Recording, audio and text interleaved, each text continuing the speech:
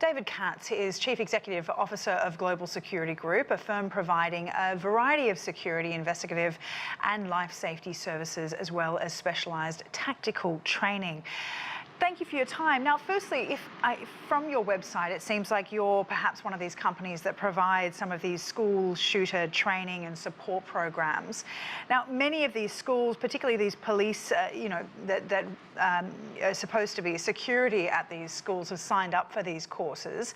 How do you prepare and factor in that ultimately it's up to the individual to confront a life-threatening situation that has the potential of what happened in Uvalde? You're exactly right. And although most schools nominally go through active shooter training and most police departments go through active shooter training, much of that training is not exactly appropriate given the nature of these attacks. You're quite correct when you make the point that it's up to the individual officer to make that decision to confront immediately anyone intentionally or attempting to harm children. So there's a variety of things that go into that. You have to select the right personnel. They've got to be fit. They've got to have the proper level of tactical ability, skill, and of course, courage and aggression, and balance that with the fact that most days you're just going to be greeting children and being a reassuring presence. So it's a very, very difficult thing, but training has to be meaningful, it has to be real, and it has to be repetitive.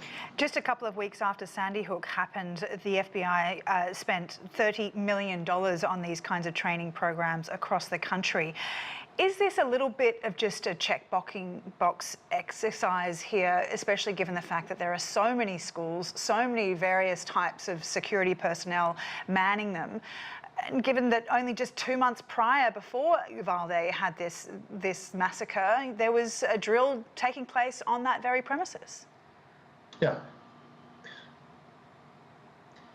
I don't want to say it was just simply a check-the-box exercise. I'm sure it had some value. But I think every institution, every school, and by the way, it's not just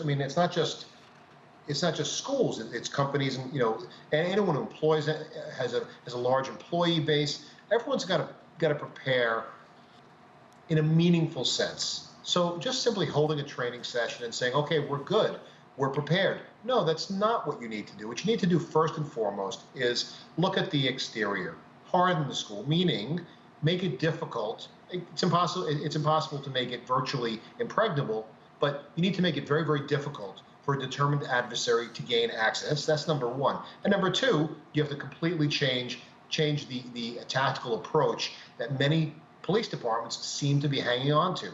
Post-Columbine, the mindset went from the officers on the scene, secure perimeter, and wait for the tactical teams to arrive, to the first officer there goes in immediately. If you look at the NYPD as an example, their patrol guide says emphatically, the officer shall make contact. There's no waiting for command, there's no waiting for backup, you go in. And if you go down, the next officer does the same thing. So what went so wrong then in Uvalde, given that the police were outside this barricaded classroom for an hour? One child made 6 calls to 911 to plead for help inside that classroom. What went wrong?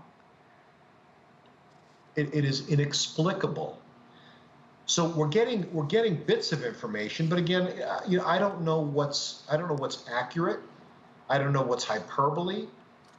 If first of all, the protocol is that whoever that officer is who arrives, that officer doesn't wait for permission. They don't wait for direction. They go. So the first officers on scene should have been in that school. Period. So Sorry, do go on. My understanding is the commanding officer, who was apparently recently appointed chief of police in Uvalde, apparently made the assessment that the active shooter protocol was not applicable given the circumstance, and deemed it what's called a barricade suspect. A barricade suspect in other circumstances would call for the typical secure the perimeter, call in a negotiator, and work through that way. That is never appropriate in this particular circumstance. So the command, whatever that was given, was completely incorrect and antithetical to every single thing we've learned on how to respond to active shooter incidents. Incredibly disturbing. Thank you, David Katz, there, Chief Executive Officer of Global Security Group.